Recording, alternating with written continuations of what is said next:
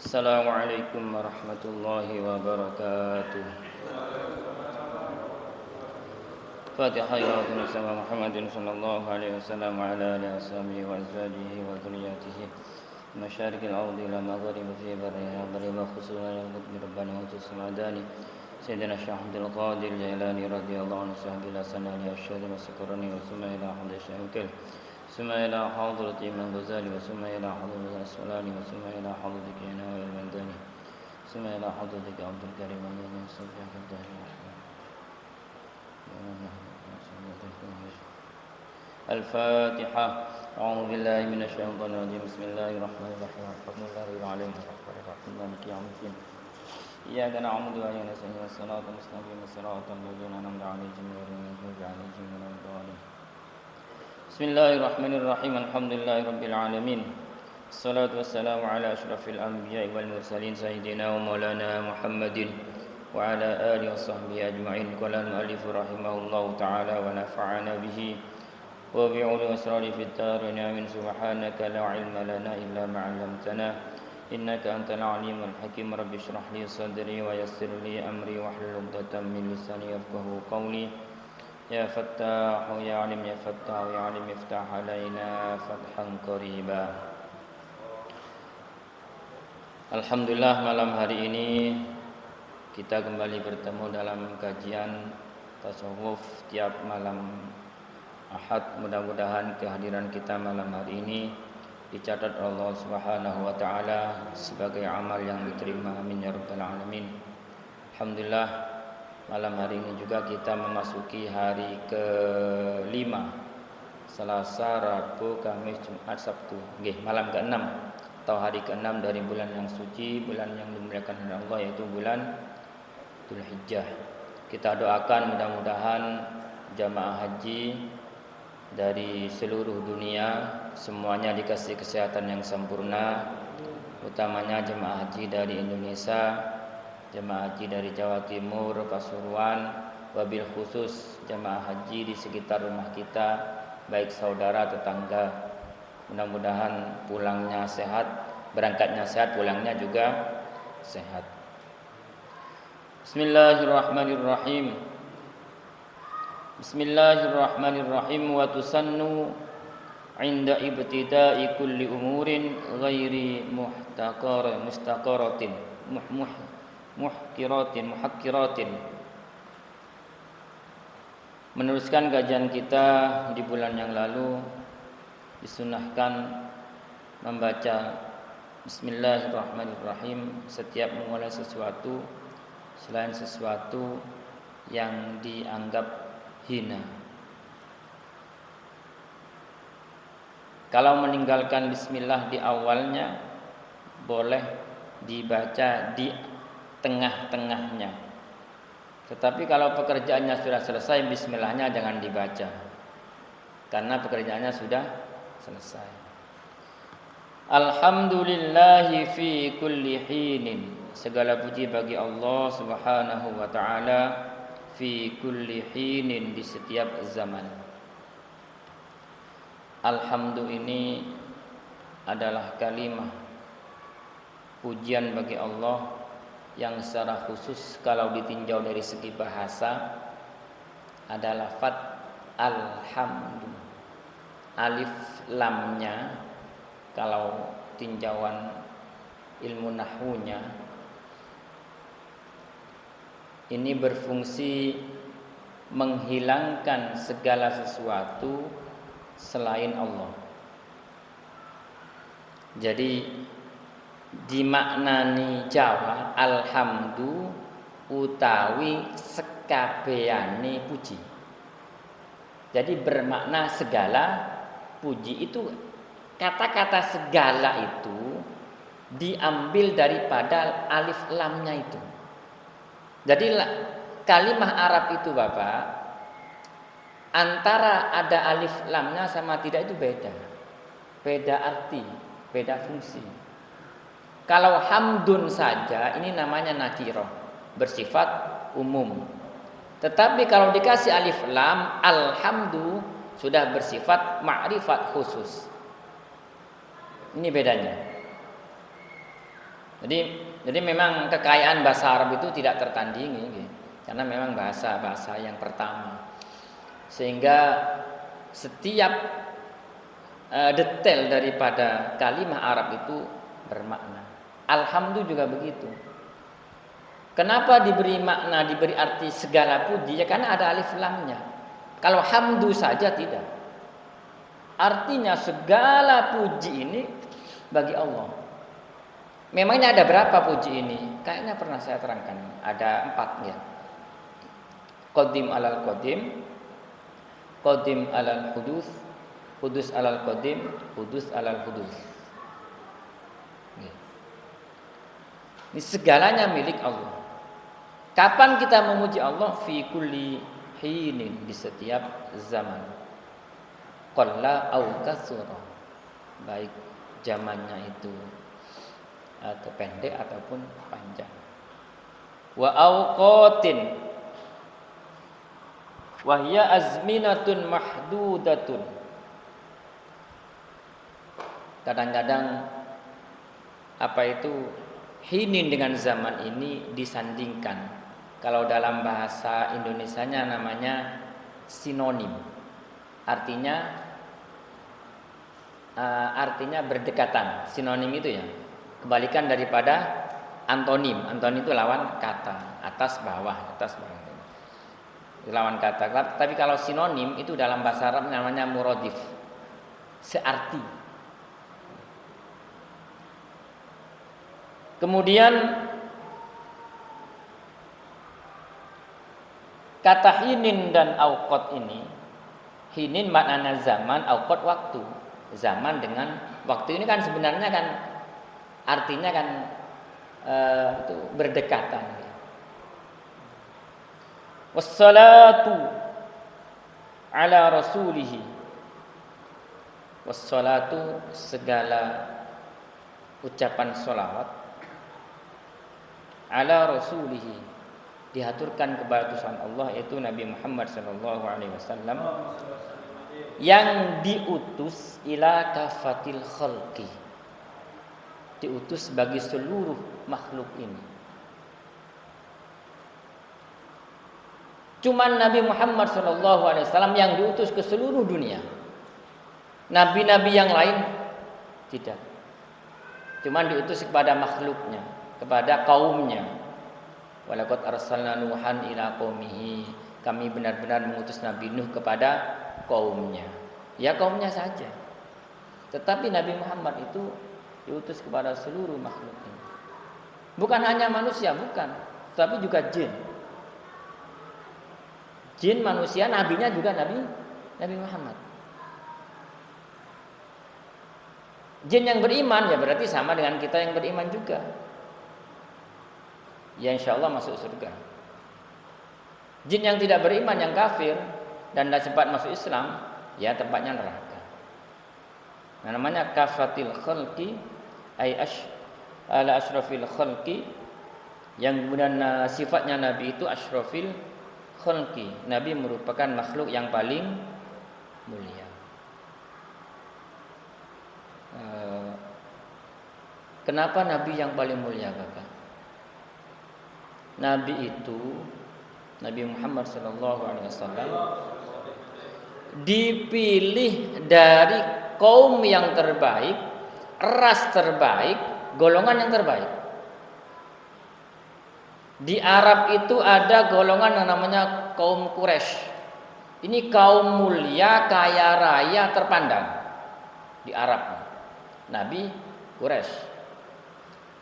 Di antara Quraisy ini ada golongan orang-orang yang dianggap bangsawannya Quraisy. Banil Muthalib. Golongan Banil Muthalib. Anak cucu Al-Muthalib. Nabi dari jalur ini, Nabi Muhammad SAW bin Abdullah bin Abdul Muthalib. Dalam tinjauan kitab yang lain, kenapa Nabi itu dipilih dari golongan yang terbaik? Logikanya, ya mohon maaf, misalnya ada orang ngaku Nabi, kok tidak ganteng, gampang dicela orang. Nabi kok jelek. Mohon maaf ini. Misalnya ada nabi kok hitam ya. Hitam. Nabi kok hitam. Nabi pendek. Nabi kok pendek. Gampang dicela. Nabi terlalu tinggi ya, melebihi kaumnya ya. Kaumnya 180, Nabi kok 3 meter. Nabi kok tinggi betul ini, kok tidak sama dengan kita. Jadi Nabi itu dipilih dari yang terbaik agar tidak membuat celah sedikit pun untuk menghina Nabi dari sisi fisik, Pak. Mohon maaf ya, misalnya Nabi itu tidak sempurna secara fisik, gampang, Pak. Ya itu tadi, Nabi kok jelek, Nabi kok hitam, Nabi kok pendek, Nabi kok tinggi betul. Sehingga Nabi itu, diantara sifat-sifatnya Nabi itu, kalau kumpul dengan orang tinggi, ya tidak terlalu tinggi. Kalau kumpul dengan orang pendek, Nabi lebih tinggi sedikit, tidak terlalu tinggi begitu. Jadi orang mau menghina Nabi dari sisi fisik itu tidak nemu. Angel. Mau dihina apa Nabi ini ya? Kalau selainnya Nabi, kalau kita kan gampang, Pak ya. Ada orang alim ya, walim top betul. Tapi kok orangnya jelek. Nah, ini gampang guys. Dihantam saja. Ini fisiknya jelek ini kan begitu. Tetapi Nabi itu asyrafil khalqi. Makhluk yang paling mulia dari segala aspek ya. Dari segala aspek. Jadi kalau orang kafir Quraisy itu mau menghina Nabi itu misalnya Nabi kok fisiknya tidak sempurna, tidak bisa. Nabi fisiknya sempurna. Nabi kok rambutnya jelek, rambut Nabi itu bagus, tidak terlalu kriwul. Apa kriwul itu? Keriting maul-maul itu ya, tidak terlalu lurus. Apa orang bilang itu? Orang Jawa bilang andan-andan, bagus ya, andan-andan orang bilangnya. Jadi tampilan fisiknya Nabi itu luar biasa, Pak. Itu As-Sama'il Muhammadiyah itu menjelaskan tentang fisik Nabi itu. Jadi kalau orang mau menghina Nabi itu, mau dihina apanya Nabi? Tidak bisa. Karena kenapa? Karena memang Nabi dipilih dari golongan yang paling baik, dari kaum yang paling baik. Sehingga Nabi itu mengatakan ana khiyarun min khiyar. Saya pilihan dari yang terpilih. Nah, sehingga Nabi itu asyrafil khalqi itu lebih mulianya dari segala aspek. Fisiknya, kalau kita baca maulid itu alifiyul anfi mimiyul fami nuniyul hajib. Itu gambaran fisiknya Nabi. Itu pun kalau menggambarkan fisik Nabi itu hadisnya mayoritas dari sahabat-sahabat yang lebih muda. Sebagaimana yang disampaikan oleh Al-Habib Jindan bin Naufal bin Salim bin Jindan itu, rata-rata hadis yang menyebutkan tentang ciri-ciri fisik Nabi itu diriwayatkan oleh sahabat-sahabat yang junior. Kenapa? Sahabat-sahabat yang senior itu tidak berani menatap wajahnya Nabi itu. Tidak berani. Kenapa? Anta syamsun anta badrun. Engkau adalah matahari. Engkau adalah rembulan. Anta nurun fauqa nurin. Engkau cahaya di atas cahaya. Mohon maaf ini ya.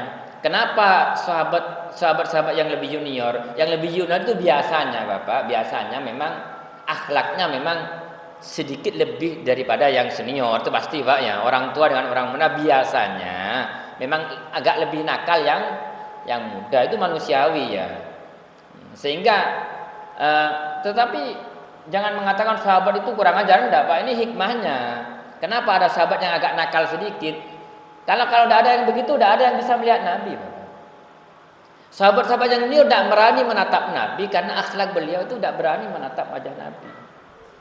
Bahkan sahabat itu, ada satu sahabat itu bilang, suatu malam Nabi berkumpul dengan kita pada waktu bulan purnama. Sahabat ini Apa? Coba melihat rembulan dan wajah Nabi, Pak. Bukan sekali, berkali-kali. Wajah Nabi rembulan, wajah Nabi rembulan. Loh, kok lebih bercahaya wajah Nabi? Dilihat lagi, iya tak? Berkali-kali ternyata wajah Nabi lebih bercahaya daripada rembulan. Ini sahabat yang junior ini. Jadi sekali lagi kalau dikatakan Nabi manusia makhluk paling mulia, itu dari segala sisi.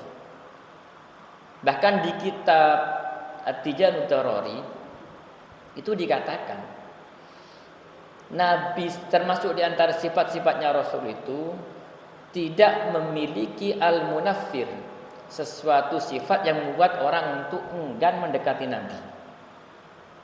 Misalnya Nabi kok penyakitan, Nabi kok panuan, Pak ya.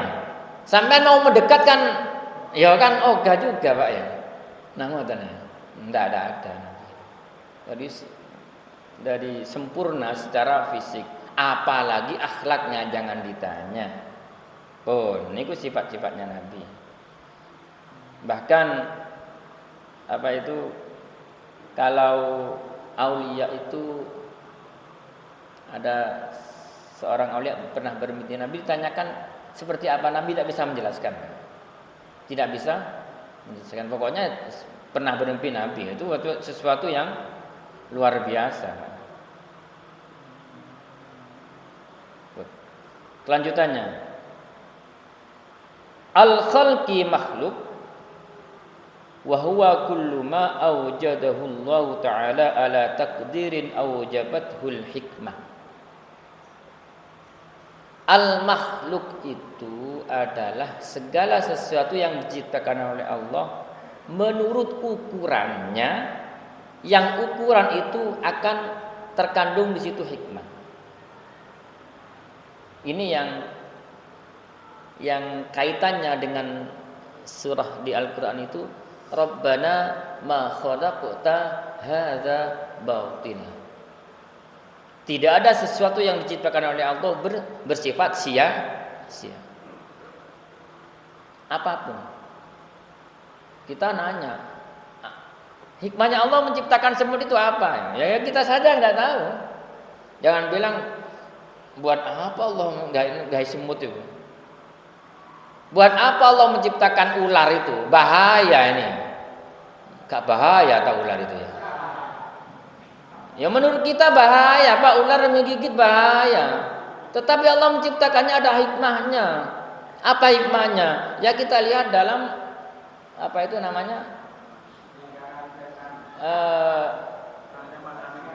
iya, itu. Nah itu.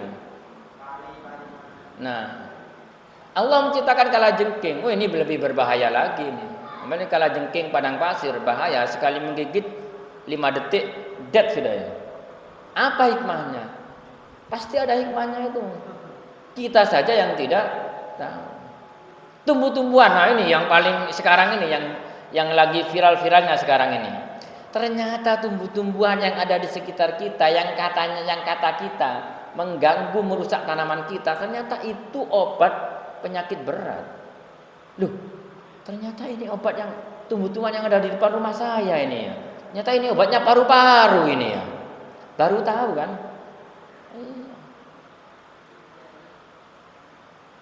Kita baru tahu kelor itu obatnya kanker kan dari orang Jepang, Pak ya. Bukan dari kita sendiri. Kita makan kelor enak buat sayur. Ternyata orang Jepang bukan. Ternyata kelor itu obatnya sembarang. Nah, itu yang dinamakan hikmah itu. Batu misalnya. Buat apa Allah menciptakan batu ini? Ya belum tahu. Ternyata ada batu mulia, akik ya. Tahun-tahun yang lalu viral akik ya, mahal. Baru tahu fungsinya akik. Nah, itu yang disebut ala taqdirin awjabathul hikmah. Pasti ada hikmahnya. Cuman kita yang tidak tahu. Biasanya yang akan mengungkap rahasia hikmahnya Allah itu adalah ilmu pengetahuan.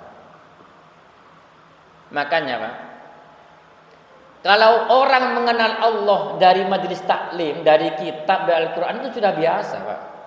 Sudah biasa, pastilah. Ini memang jalannya.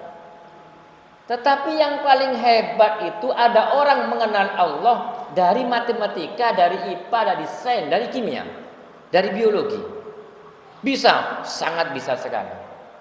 Ketika dia meneliti anatomi tubuh manusia, ternyata manusia itu selnya sekian juta. Betapa hebat sang penciptanya. Dia ingat sama yang menciptakan. Dokter baru tahu kehebatan Allah ketika memeriksa pasiennya. Ternyata begini.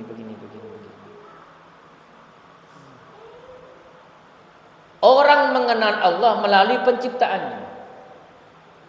Dia apa itu, Pak? Terjun ke laut itu namanya. Ada olahraga. Mas. Menyelam. Kuna kedalaman begini, ternyata di laut itu ada ciptaan Allah yang sangat luar biasa, terumbu karang dan lain sebagainya. Kemudian dia ingat, subhanallah, inilah ciptaan Allah. Dari dia melihat makhluknya, dia ingat kepada yang menciptakan. Maka dia mengenal Allah melalui ciptaannya. Sehingga, mohon maaf, saya banyak membaca cerita-cerita orang-orang mu'alaf, orang-orang yang masuk Islam itu. Saya dengarkan ceritanya dari mana dia mendapatkan hidayah itu. Banyak ceritanya. Yang paling senang itu kalau dia mendapatkan hidayah itu dari ilmu pengetahuan. Ternyata ketika dia menemukan begini, kayaknya ini apa yang dikatakan oleh orang Islam itu kayaknya. Dulu air mineral begini kalau dibacakan selawatnya, dibuka begini dibacakan selawat, ada orang sakit ke kiai itu dibacakan ayat dan diberikan kepada yang sakit, diminum, sembuh. Itu ada orang yang percaya, ada yang tidak, Pak. Kalau kita memang sejak dulu percaya, Pak. Ada orang yang percaya dan tidak. Namun ketika orang Jepang mengatakan air punya energi sendiri, yang energi itu kalau dibacakan ayat-ayat Quran, energinya akan putih. Tetapi air ini kalau dipisui, Pak, diberi kata-kata kotor, akan hitam. Diteliti oleh orang Jepang, orang baru percaya. Nah itu lagi ya. Kalau dulu kan, wah, syirik ini ya. Syirik. Orang sakit kok ke kiai dikasih air, mestinya ke dokter, Pak ya. Loh, belum tahu ya. Ke dokter pun sampean bisa syirik, Pak. Sampean merasa apa tidak selama ini ya? Wallahu a'lam. Kalau dokter papan namanya bisa menyembuhkan dan bisa mengobati, sampean pilih yang mana, Pak? Ayo. Ada dokter spesialis penyakit dalam bisa menyembuhkan. Ada lagi di sampingnya dokter spesialis penyakit dalam bisa mengobati. Sampean pilih yang mana, Pak? Ayo. Pilih yang menyembuhkan. Syirik sampean, Pak? Iya. Dokter kok bisa menyembuhkan? Dari mana dia menyembuhkan? Wa idza maridtu fa huwa yashfin, dan ketika aku sakit dia yang menyembuhkan. Siapa yang menyembuhkan? Allah. Kok dokter berani pasang papan nama dokter spesialis bisa menyembuhkan penyakit ini? Kita ya kita kan gitu ya. Tapi yang salah bukan kita, dokternya, Pak ya. Dokter itu, dokter apapun jangan pasang papan nama menyembuhkan. Dokter itu cuman mengobati. Nah, sama tidak merasa. Jangan cuma syirik kemudian jaro kubur syirik, jangan, Pak ya. Ke dokter pun kalau tidak hati-hati bisa syirik. Tetapi kita tertarik, ini mengobati, ini menyembuhkan. Enggak, saya tidak yang mengobati, saya yang menyembuhkan saja. Loh, yang menyembuhkan itu Allah, dokter mengobati. Wal bariyati. Kata-kata al-khalqi dan bariyat ini sebenarnya al-makhluqat mutlaqan. Segala makhluk secara mutlak di bumi disebut dengan bariyah. Sehingga Nabi itu disebut khairul bariyah. Khairul bariyah nazara ilayya. Nah, itu kan pujian buat Nabi, bahwasanya Nabi itu khairul bariyah, sebaik-baiknya ma anta illa kanzul atiyah. Kadang-kadang yang selawatan juga enggak ngerti Pak ya. Khairul bariyah. Itu memuji Nabi khairul bariyah, Nabi itu sebaik-baiknya makhluk. Awil latifil ardi, atau disebut segala sesuatu yang ada di bumi itu khairul bariyah, itu segala sesuatu yang ada di bumi. Ini pun juga sama Pak. Antara makhluk dengan bariyah ini dua kata yang muradif atau dua kata yang sinonim searti. Pun kelanjutannya, fasayyiduna Muhammadun sallallahu alaihi wasallam afdali khalqillahi kullihim. Maka sayyiduna, junjungan kita, orang kita, orang sunnah pakai sayyiduna Pak.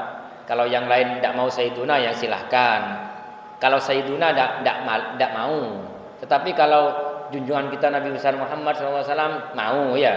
Kalau bahasa Arabnya tidak mau. Kalau bahasa Indonesianya mau ya sudah. Berarti tidak mau bahasa Arab, mau bahasa Indonesia.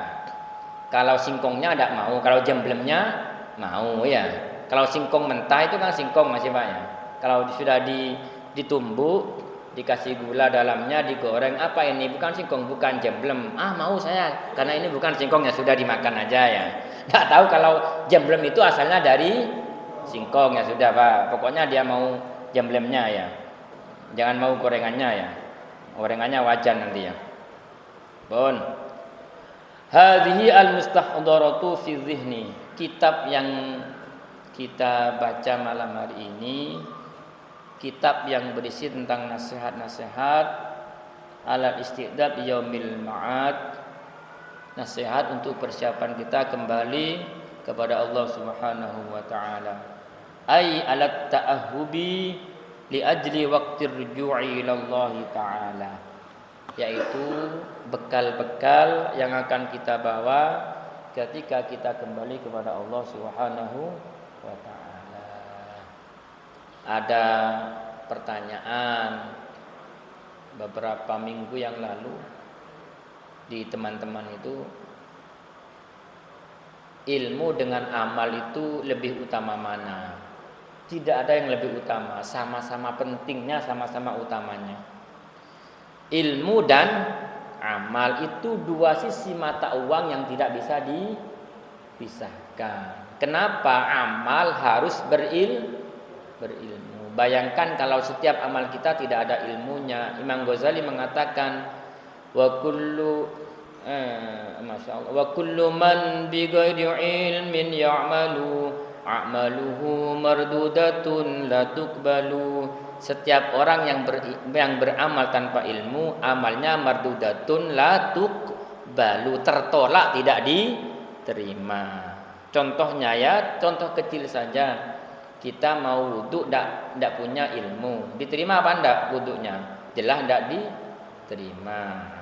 Kita mau sholat tidak ngerti ilmunya, sholat diterima apa tidak? Jelas tidak diterima. Ya pokok takbir saja, pokok jungkel tidak ngerti ilmunya sholat, ya jelas tidak diterima. Kemudian ilmu amal bagaimana? Ilmu bagaimana? Ilmu yang tidak diamalkan ya juga tidak ada gunanya. Ada maqal hadits ta'limul muta'allim wa 'alimun bi 'ilmihi lam ya'malan mu'azzabun min qabli 'ubadil wasan. Orang alim yang tidak ngamal ilmunya disiksa sebelum penyembah berhala. Orang alim yang tidak mengamalkan ilmunya disiksa dulu sebelum orang-orang yang menyembah berhala. Maka kita seperti malam hari ini kita belajar ilmu untuk kita amalkan. Mudah-mudahan segala ilmu yang kita terima melalui kajian-kajian, melalui pengajian-pengajian bisa kita amalkan semuanya. Yang paling penting di atas ilmu dan amal ada yang namanya adab atau akhlak. Ini tingkatan paling tinggi. Mudah-mudahan kita semua ilmu yang kita dapat malam hari ini jadikan ilmu yang mendorong kita untuk beramal. Al-Fatihah.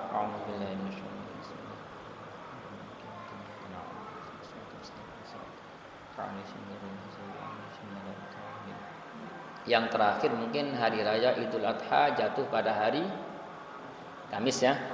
Berdasarkan ru'yatul hilal, pemantauan hilal, pemerintah menetapkan awal bulan Dzulhijjah hari Selasa. Puasa semua ini ya. Nah, mudah-mudahan kalau tidak puasa pada tanggal 1, jangan lupa tanggal 8 sama 9 tarwiyah dan Arafahnya. Doakan saudara-saudara kita yang berhaji, hajinya diterima oleh Allah Subhanahu wa taala. Kita yang belum berhaji mudah-mudahan dipercepat untuk berhaji dan umrah. Amin ya rabbal alamin. Bismillahirrahmanirrahim. Alhamdulillahirabbil alamin. Hamdan yuwafi ni'maka fi mazidah ya rabbana lakal hamdu kama yanbaghi li jalali wajhika wa li'azimi sultanik. Allahumma shalli ala sayyidina Muhammadin salatan tunjina biha min ahwali wal afat wa taqdirana biha jami'al hajat wa tutahhiruna biha min jami'is sayyi'at tarfa'una biha 'ala darajat wa tuballighuna biha aqsal ghayat min jami'il khairati min hayati wa 'indal umat. Allahumma sahhil 'alaina kulla asin ya hafizana sina wa qina ya Allah ya fatah rahmanir rahimin. Allahumma ij'alna wa dhurriyyatina wa auladana wa talamidana min ahli walil khair wa la taj'alna wa iyyahum min al-syarri wa innaka 'ala kulli syai'in qadir. Rabbana atina fid dunya hasanatan wa fil akhirati hasanatan wa qina 'adzabannar. Sallallahu ala sayyidina Muhammad wa ala alihi wasallam. Alhamdulillahirabbil alamin. Al-Fatihah. A'udzu billahi